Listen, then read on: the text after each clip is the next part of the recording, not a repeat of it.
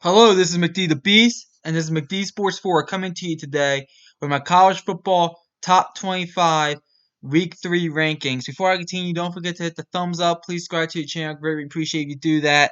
Really trying to go to the channel, so go ahead and do that. We had 4 top 25 matchups. I think I would say probably all 4 of them I think lived up to basically lived up to the hype. Especially the Alabama Texas game. That was crazy. But it's a new week, new rankings. Let's get into it. We'll go 25 through 1, then I'll talk about the teams I kicked out, and then I'll talk about the teams that I think are rare on the cups of making top 25, and then a few other notes, and then I'll wrap up the video. So let's get into it. At number 25, North Carolina, newly ranked. They're 3-0. I know none of the wins are against a Power 5 school. They do have a win against Appalachian State. And let me tell you something. Appalachian State went on the road and upset number 6 Texas A&M. So that's a huge win for North Carolina. I don't care that they won at 63-61. It's a huge win for them. I know this defense is horrible, but if you look at the resume, I gotta say they look like the 25th best team in the country to me. I debate between them and a few other teams that I was kicking out of the pool. So one of the teams I was gonna kick out of the pool either way. And another team that I kicked out of the pool. So a few others on the cups as well. So number 25, North Carolina. Number 24, Marshall, our first group of 5 team in the top 25 this year is Marshall. They went on the road and upset Notre Dame 26-21. Their other win is against Norfolk State 55-3. They look like they might be the best team in the Sun Belt. Remember they're in the Sun Belt now. Them, Old Dominion, JMU, James Madison University, and Southern Miss are all in the Sun Belt. And it was a great day for the Sun Belt. So I'll give Marshall their props. The 2-0, and I'm gonna go ahead and put them in the top 25 here at number 24. Number 23 is Florida. I dropped them 3 spots. I still think this team deserves to be in the top 25. I think that they were ranked all the way up at number 12. I think that was a huge overreaction. This is where I think they should be. I had them number 20 last week. I dropped them 3 spots. Kentucky did pull away from you guys a little bit. So I will say that Kentucky's the better team, but I do think that Florida. I still think that Utah win looks very good, and yeah, I'm gonna have Florida at number 23. Number 22 is Notre Dame. I dropped them 16 spots. I have them at number 6 in my poll. I dropped them all the way down to number 22. I'm still gonna hang in there. I still think Marcus Freeman was the correct hire. Just give it time. I said it might take a year or two. I still think they're going to at least get to a bowl game. That was a tough loss against Marshall. And you might be like, well, how do I have Notre Dame ahead of Marshall? Notre Dame will beat them 9 out of 10 times. The one time that Notre Dame would not be Marshall happened yesterday, in my opinion. Notre Dame's, I think, will be fine. But I had dropped them significantly because of them losing to Marshall. I don't know what the point spread was in that game, but I'm assuming it was probably at least 20 points. So number 22, Notre Dame. Number 21, Wake Forest. They did win and cover against Vanderbilt. I thought they'll win but not cover. But to their credit, they did. Sam Hartman he came back and he looked pretty good. So I moved them up 2 spots. It's gonna be interesting to see how they play in the ACC. Because the ACC looks wide open. It does. So it's gonna be interesting there. But number 21, Wake Forest. Now the top 20. Number 20, Michigan State. Shutout win against Akron. Yeah, I know it's Akron, but it's hard to get to pull off shutouts in college football. So give them credit. I think it was 52-0 was the shutout for Michigan State. They still got off to a little bit of a slow start, which concerns me a little bit because teams that are going to start fast, in my opinion, I think do have advantages over Michigan State. So that does concern me a little bit, but um, I moved them up 4 spots primarily because of there was a lot of shuffling between 21 and 25. So number 20, Michigan State. Number 19, Minnesota, 62-10 over Western Illinois.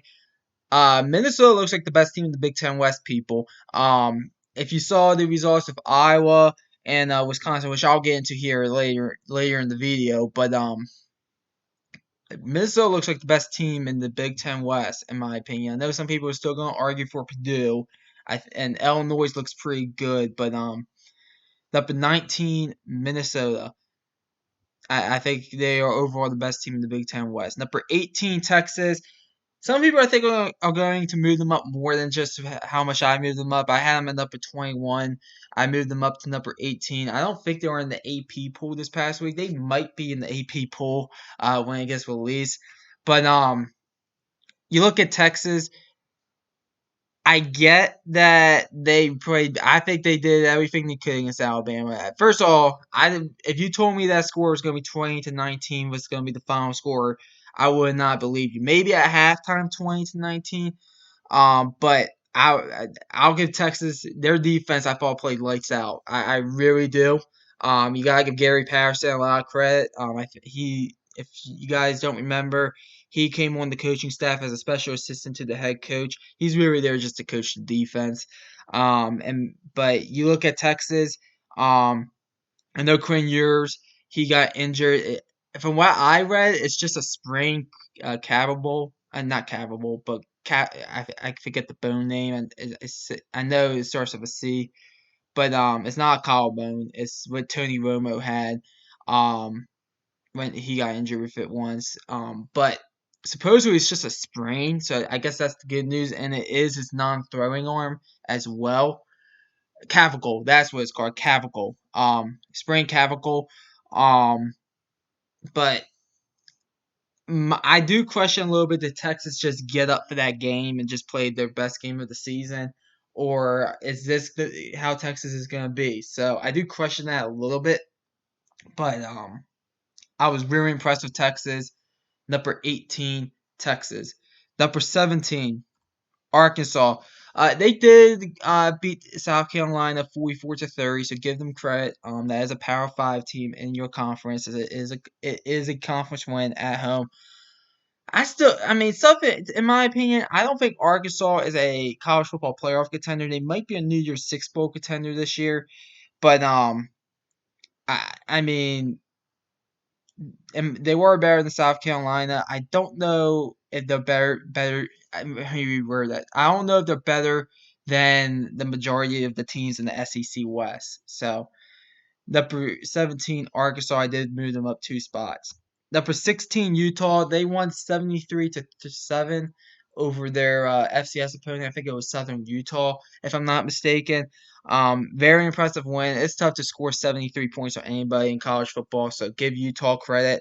I moved them up 6 spots to number 16. Now the top 15. Number 15, Ole Miss. Very impressive win against their FCS opponent. I think the final score was 59-3, if I'm not mistaken. Very impressive win there.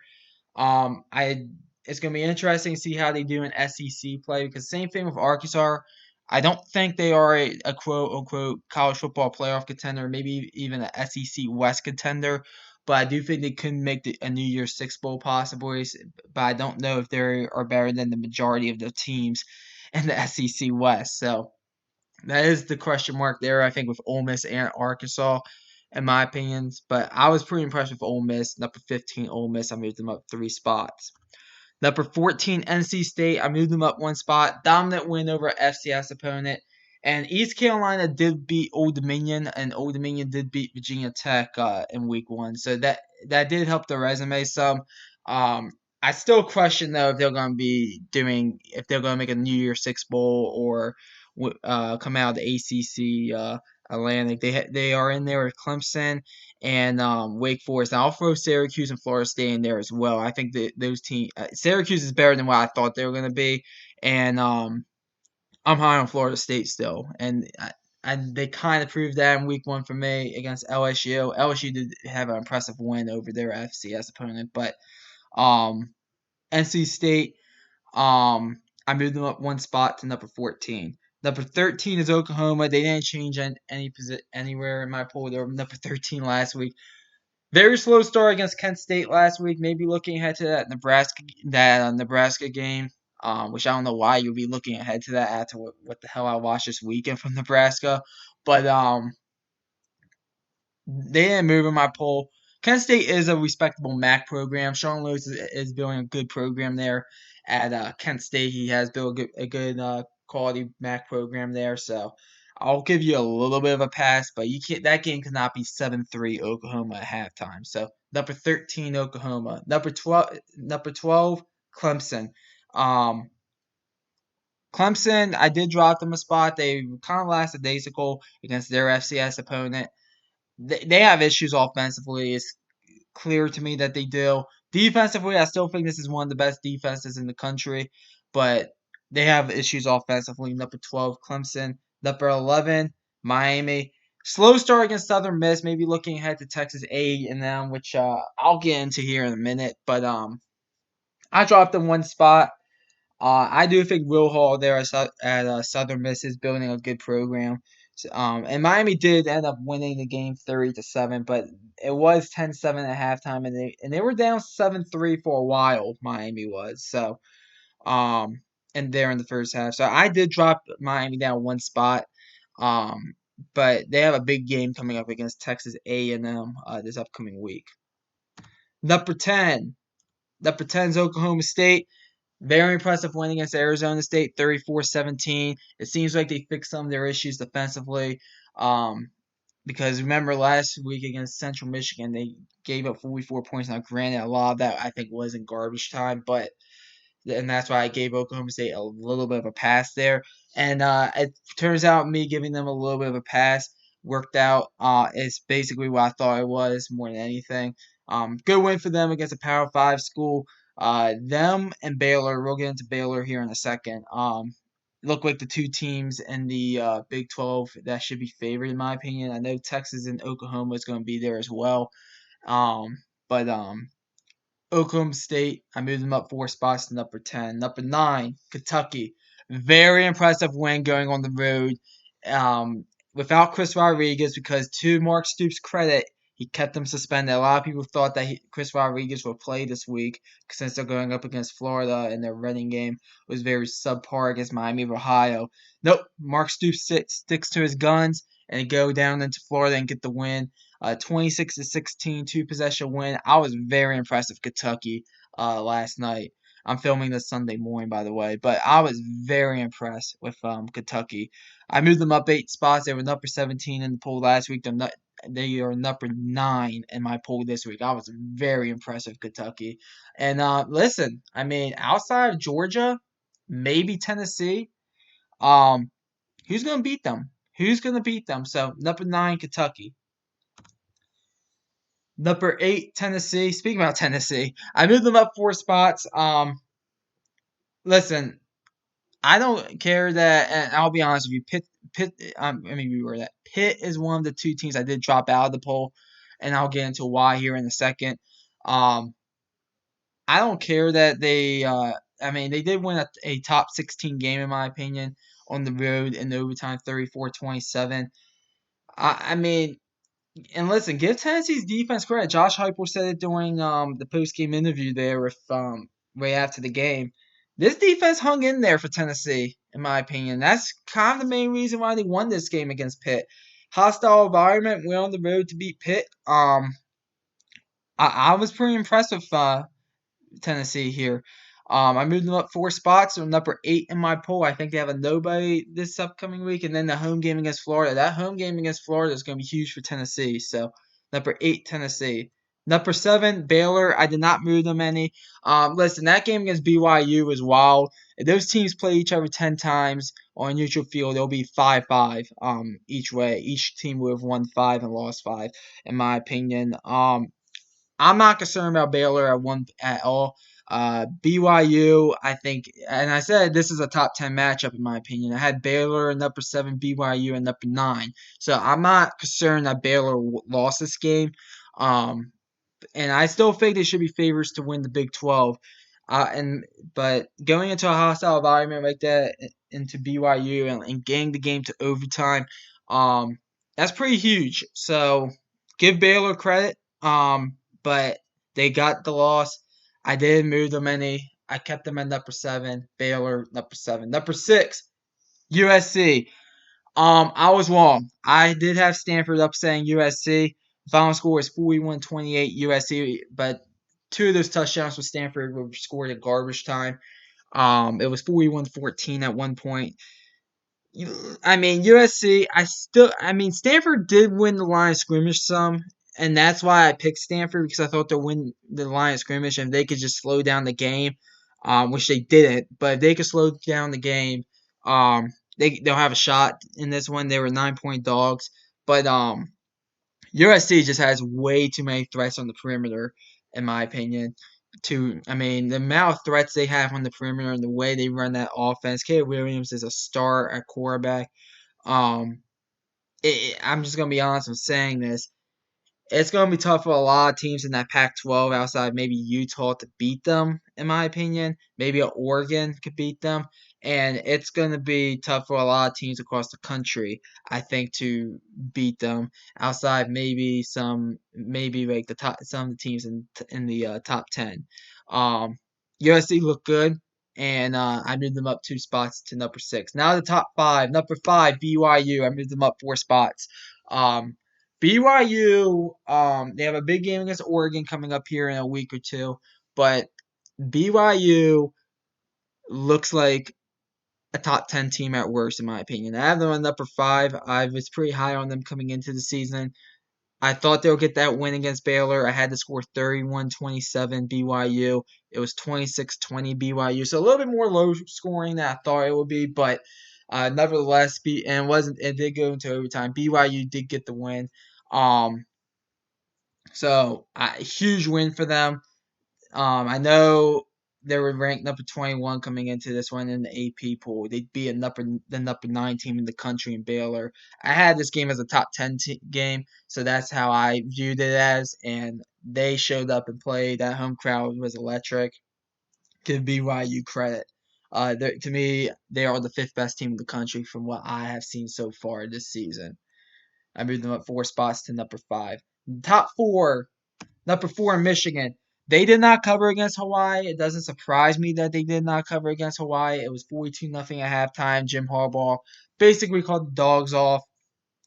J.J. McCarthy, I think, will be the starting quarterback. I think they want J.J. McCarthy to be the starting quarterback there at Michigan. And I believe Michigan has another group of 5 team they're going up against. And then they have my Maryland Terps as their Big Ten opener. So we'll see what happens here in the next upcoming weeks. But I still think Michigan's a top 4 team in the country. Number 4, Michigan. I did not move them any. Number 3, Alabama. I did move them down 1 spot, and here's why. Alabama does not have the threats on the perimeter or at running back that they had over the past few years, in my opinion. They have the quarterback, and I think they have the defense, but they don't have the wide receivers. They don't have the running backs that they've had the past few years. I think they've fallen back down to earth just a little bit, enough where there's a blueprint to beat them, just like Texas, I think, showed you the blueprint to beat Alabama. And I do think Alabama's going to lose a game in the SEC this year. I don't know to who. Don't ask me who. I look at that Tennessee and Arkansas game. I look at those two. The LSU game, obviously, I'm going to look at as well. Ole Miss is a game I will look at as well. Even the Auburn game I will look at. So, in my opinion, and the Texas A&M game, obviously, you got to look at. So, anybody in the SEC West, look at those games carefully. But Alabama, in my opinion, I still think they're a top 4 team. I do. I moved them down 1 spot to number 3 from last week. But overall, there is a blueprint out there for them. And I'm going to keep them in the top 4 until someone beats them. So, number 3, Alabama. Number 2, Ohio State. I moved them up 1 spot. Pretty impressive win for them against, I forget who they face. Arkansas State. Pretty impressive win for them against Arkansas State, 45-12. They still seem a bit slow offensively.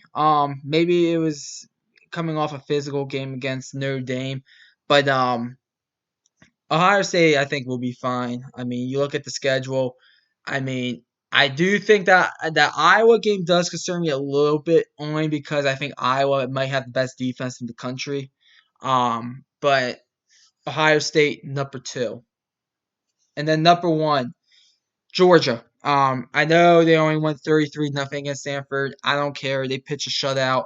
It's tough to do that in college football. They didn't. They are still, in my opinion, the best team in the country. I mean, that defense has only given up 3 points this year. That Georgia's defense and Iowa's defense, I think, are the best two defenses in the country. So Georgia number one. So that's my top 25. Teams that I kicked out of the top 25. Let's get into it. Number 5, Texas A&M. What the hell are you doing losing to Appalachia State at home like that? I get and listen. It doesn't surprise me that that game was a bit closer than expected. Only because Appalachia State is a good Group of Five team, and I could see Texas A&M sitting there looking ahead to Miami.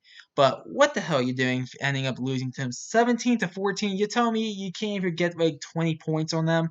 Um, and I mean, if you look at the talent rankings, it's just laughable. It really is. Um, so I dropped them out of the top 25. From what I saw from them this weekend, and they have problems offensively, Texas A&M as well. They need to fix those problems.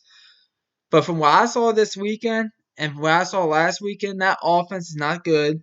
Defensively, I think they're good, but I dropped them out of the poll. I did. Now, granted, if this was a top 26 poll, I'll probably have them in upper 26, just because of the talent alone. But I was really disgusted with them this past week. I really was. Number 16, Pittsburgh, I dropped out. Um, I thought about keeping them in. I did. But and if this was a top 27 poll, I'll put Pittsburgh at 27. But you look, I mean, the thing that hurts Pittsburgh isn't so much that they lost to Tennessee in overtime, because if they only lost to Tennessee in overtime and this other thing didn't happen, um that I'm about to bring up to you guys, they would have been still in the top 25. But their win against West Virginia does not look good right now. West Virginia, for you guys that don't know, lost 55-42 against Kansas. Now, Grant, I know the game went to overtime. You might be like, how is it a two-possession game if it went to overtime? It was 49-42. West Virginia had the ball and they threw a pick six. That's how it got to 55-42 Kansas there.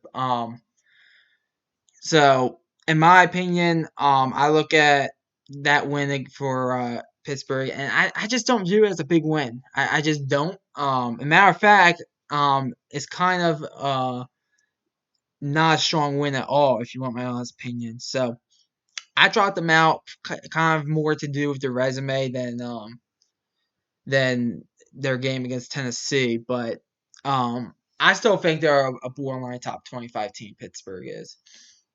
All right, teams I considered. Florida State. I know they didn't play this week. I don't think they did this weekend, but I didn't see them pop up on a scoreboard at all. But Florida State, um, I'm still high on them. I still am. And I'll continue having them as a borderline top 25 team. Penn State, big game against Auburn.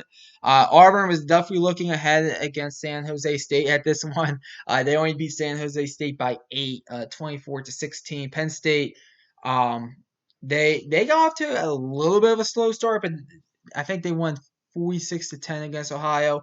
So that's gonna be a big game. That game could be very well for a top 25 spot, possibly. So. Penn State, to me, is a borderline top 25 team. Auburn's probably more of a top 40-ish team, in my opinion. So we'll see what happens there. But Penn State, definitely a team to keep your eye on. Air Force, I still have Air Force coming out of the Mountain West, winning the Mountain West, and coming out of the Group of Five to represent the Group of Five in the New Year's Six Bowl, despite what I saw from Marshall and Appalachian State. Um, Appalachian State, speaking about them, I did not put them in my top 25 because they did lose to North Carolina. They beat North Carolina. They would absolutely be in the top 25. But Appalachian State, definitely a top 30 team. I think they gotta be in everybody's top 30. Um, They went on the road and beat number 6 in the AP pool, number 5 in my pool, Texas A&M. So 17-14. You got they put some respect on Appalachian State's name. And then Washington State. I don't know if anybody noticed. Washington State went on the road and got a huge win against Wisconsin. Um, Big time win. I was kind of high on Washington State coming into the season, but I kind of backed off there a little bit once I saw who was coming back on the roster and stuff. But big time win for Washington State there. Big time win on the road for them against a team that once again should not have been ranked in the AP pool. Just because their name's Wisconsin doesn't mean they need to be ranked. Wisconsin's not a top 25 team. I said that coming into the season, and I stand corrected on that. So those are the teams I consider. Uh, another few teams I want to give a shout out to. We'll kick it off with Iowa State finally getting that monkey off their back, or Matt Campbell getting the monkey off his back, finally beating Iowa in the Cyhawk Trophy Series. Iowa, I think, has a top 2 defense in the country. I think they have the worst offense though in the country. Which means I mean, how is that going to work? I mean, you're 1-1. You beat South Dakota State. Good. I mean, you didn't get embarrassed by FCS opponent, but then you turn around and lose to Iowa State. Not a bad Iowa State team. I mean, Iowa State, that quarterback Durkins is only going to get better. Matt Campbell, I think, is one of the best coaches in the country. At the type of at the mid-level school level, I would like to see Matt Campbell at like a quote unquote blue blood or a very high end school. I would like to see how he would do there, but I still think Campbell is a really damn good coach. But I like to see how Iowa plays the rest of the season. I mentioned they have Ohio State later on in the year. I mean, Ohio State might only beat Iowa like 17-7. So we'll see what happens. But I think Iowa could be a bit of a long season for them. Wisconsin, as I mentioned earlier, um, Wisconsin has. I mean, Wisconsin, they have a running game and they have a great defense. That's all they really have. Quarterbacks is an issue, in my opinion, for Wisconsin. I also think with Wisconsin that their head coach Paul Chris seems to panic in big game well, not big game situations, but big situations in games, in my opinion. So I've kind of noticed that over the past few years, but um, in my opinion, I think if you were watching Big Ten football, I think the story out of the Big Ten is the Minnesota Gophers should be favored to win Big Ten West right now. I know some people are going to say Purdue, some people are going to say Illinois, and Illinois did have a nice win over Virginia. Give them credit there; they dominated that game from start to finish. But um, Minnesota should be the favorites, and then Nebraska. So I'm going to lump Nebraska, West Virginia, and Boston College here into the this category. Those 3 teams, I think, will fire their head coach at some point this year. Maybe not West Virginia. Maybe they try and hang in there with Neil Brown a little more. But we'll kick it. I'll kick off with Nebraska. What the hell are you doing losing to Georgia Southern? I mean, there's no excuse for that, in my opinion. Clay Helton going up there and beating Nebraska, the guy who USC wanted fired for years. It's over for Scott Frost. It is. I try to give him a little bit more benefit of the doubt, but it's over. They're going to lose to Oklahoma next week on Big Noon Kickoff. And I know the buyout drops from 7.5 from 15 million to 7.5 million after October 1st. I expect in early October he'll be gone. And then Boston College with Jeff Hafley. Um, Boston College fans wanted Steve Adizio fired for going 6-6, like 3 or 4 straight seasons, and they got their wish. Is Jeff Hafley doing any better than that? Um, Listen, the 0-2 Boston College, they lost to Rutgers, which, to be honest, I think is embarrassing because Rutgers was banged up going up there, and Rutgers ran up there and found a way to win that game. And then they lost to a Virginia Tech team that, to be honest, Boston College is a lot more talented than Virginia Tech right now, in my opinion. So I think it's over for Jeff Hafley. I think Boston College should fire him, and I think they'll be looking for a new head coach there. But a few other notes. My Maryland Terps. I am a Maryland Terps fan. I'll talk about them for 20 seconds here. Um, a bit, I mean, offensively, a lot better than last week. Defensively, a bit of a slow start defensively, but once they buckled down, they did fine. They beat Charlotte 56-21. Big game against SMU next week. They definitely need to play a little bit better against SMU. I mean, I think the way they played this past week, they would have beat SMU. Um, but they need to find a way to play a little bit better defensively, in my opinion, because SMU is going to score points on Maryland, in my opinion. But I think Maryland's going to score more points than them. I think that game's going to turn into a shootout. But um, that's all I'm going to speak about that. Any other notes I want to say? Oh yeah, Oregon State. Very impressive win against for Oregon State there on the road against Fresno State, one of the better teams in the Mountain West. I know it's Pac-12 versus Mountain West, but um, Jonathan Smith is building something there. I mean, Oregon State could pull off a few wins there in the Pac-12, so keep an eye out there. So, oh yeah, and Kansas. Hey, Kansas, they're 2-0. Actually, I think they're 3-0. Or did they play in week 0, Kansas? I forget, but they went on the road and beat West Virginia. That's very impressive for Kansas. Um, and hanging 55 on them. I know that last play was a pick six. It should have been 49-42 the final, but even still, hanging 40 plus in a Big 12 game on the road like that and getting the win, very impressive for Kansas. So give Kansas credit there.